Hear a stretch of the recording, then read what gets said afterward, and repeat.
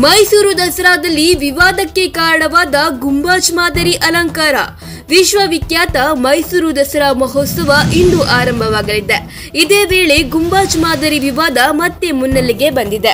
ಮೈಸೂರಿನ ಸಯ್ಯಾಜಿರಾವ್ ರಸ್ತೆಯಲ್ಲಿ ಹಸಿರು ಚಪ್ಪರದಲ್ಲಿ ವಿಭಿನ್ನವಾಗಿ ವಿದ್ಯುತ್ ಅಲಂಕಾರ ಮಾಡಲಾಗಿದ್ದು, ಹಸಿರು ಬಣ್ಣದ ದೀಪಾಲಂಕಾರದಿಂದ ಕಂಗೊಳಿಸುತ್ತಿರುವ ಗುಂಬಾಜ್ ಮಾದರಿ ಅಲಂಕಾರ ವಿವಾದಕ್ಕೆ ಕಾರಣವಾಗಿದೆ.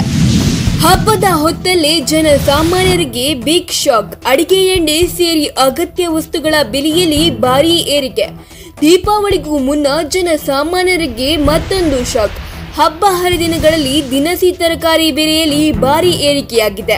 ಒಂದು ತಿಂಗಳಲ್ಲಿ ಆಹಾರ ಪದಾರ್ಥಗಳ ಬೆಲೆಯಲ್ಲಿ ಅಭೂತಪೂರ್ವ ಏರಿಕೆ ಕಂಡುಬಂದಿದೆ.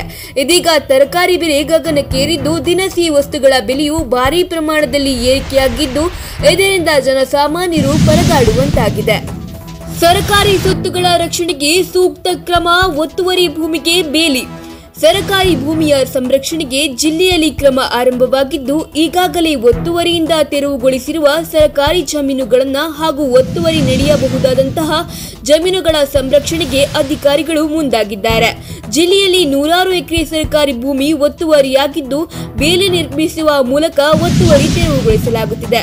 ಬೆಳಗಾವಿಯಲ್ಲಿ ಚೀನಾಕ್ಕೆ ಅಕ್ರಮವಾಗಿ ಚಿಪ್ಪು ಹಂದಿ ಸಾಗಿಸಲು ಯತ್ನ, 4 ಅರೆಸ್ಟ್.